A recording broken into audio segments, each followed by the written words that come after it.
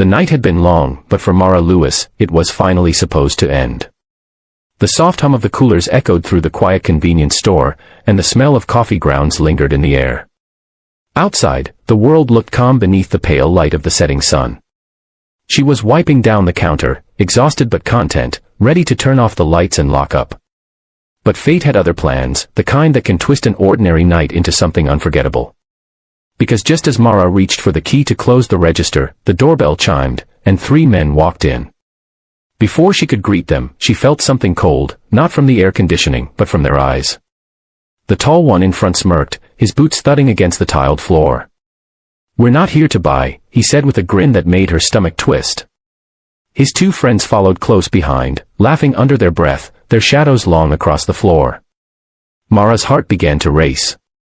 She glanced toward the clock, 10 minutes past closing. She was alone, or at least, she thought she was.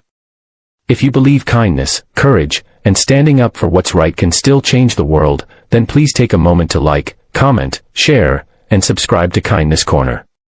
It helps stories like this reach more hearts. Mara tried to keep calm, her voice trembling as she said they were closed, but the men only stepped closer.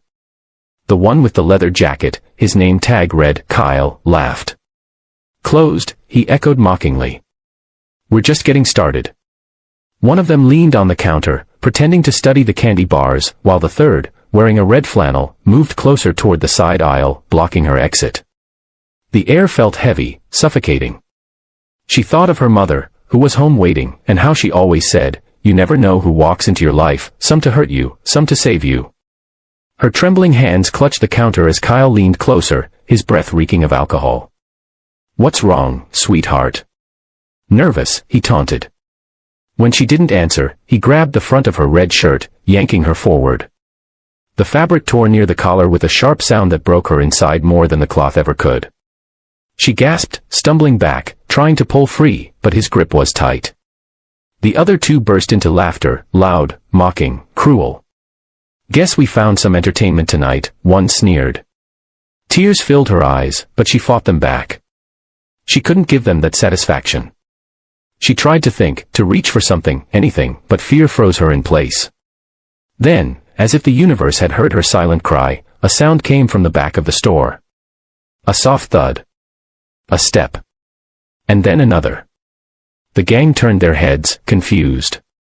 Mara followed their gaze, her breath catching when she saw 3 shadows emerging slowly from between the aisles.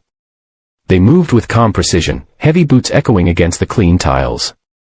The men who had been laughing just seconds ago fell silent. The leader of the group stepped forward into the light, a tall, rugged man in his late 40s, with a thick salt and pepper beard and tattoos crawling down his arms. His black leather vest bore the unmistakable emblem, Hell's Angels. The patch on his chest read, RL.CHLLS. Behind him walked 2 others, one bald with a long dark beard, the other younger with shoulder-length hair and sunglasses perched on his head. They looked like they had seen enough of the world to recognize trouble when it showed up. Mara stood frozen behind the counter, heart pounding, as the bikers stopped a few steps away. The air between them and the gang was thick with silence. The leader's eyes, cold yet calm, locked on Kyle's hand still gripping her torn shirt. His voice came out low, steady, dangerous. "You might want to let go of that." For a second, Kyle tried to act tough. He chuckled, pretending not to care, but his voice cracked slightly. "What's it to you, old man?" The biker didn't answer. He just stepped forward, one slow, deliberate stride. His presence alone seemed to shift the air. Kyle hesitated, then finally released Mara's shirt, taking a small step back. His smirk faded. His friends went quiet, their confidence shrinking. "You boys had your fun," the biker said, his tone soft yet sharp enough to slice through the tension. "Now you're gonna walk out." Calmly. "But thugs don't like being told what to do, especially by men who don't flinch." Kyle spat on the floor.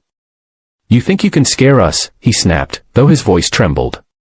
That was his mistake. The younger biker behind the leader cracked his knuckles. The bald one tilted his head, smirking faintly as if he'd seen this story before. The leader's eyes never left Kyle's. "No," he said, his tone calm, "I don't think." "I know." What happened next wasn't a brawl, it was a storm that lasted seconds. Kyle tried to shove the biker, but his arm was caught mid-motion. A twist, a step, a sound, and he was on the floor, groaning. The second man lunged, but the bald biker intercepted him, pushing him against the counter so hard the shelf rattled. The third thug froze completely, hands raised, backing away until he hit the door. The bell above it chimed as he ran. The others stumbled after him, shouting something no one bothered to hear. Then, silence. Mara stood behind the counter, her torn shirt trembling in her hands, eyes wide in disbelief. The leader looked at her gently, his tone changing completely. "You okay, miss?" She nodded, barely able to speak. Her voice cracked when she whispered, "Thank you." He just gave a small nod and said, "Keep your lights on a few more minutes. You're never as alone as you think." Then, without another word, the three bikers walked toward the door, their reflections flickering in the glass as they stepped into the sunlight. Mara stood still, feeling her heartbeat slow, tears slipping down her cheeks, not from fear this time, but from relief. She looked out through the window as the motorcycles roared to life, their sound fading into the distance. For the first time in a long while, she felt safe. She realized that heroes don't always wear badges or capes, sometimes, they wear leather vests and carry a quiet kind of kindness that doesn't need to be spoken. If this story touched your heart and reminded you that goodness can come from the most unexpected souls, please take a moment to like, share, and subscribe to Kindness Corner. And before we end, I want you to comment below, what would you have done if you were in Mara's shoes that night? Because sometimes, the bravest thing we can do is believe that kindness still walks among us, even when it comes wearing tattoos, leather, and a heart that refuses to look away when someone needs saving.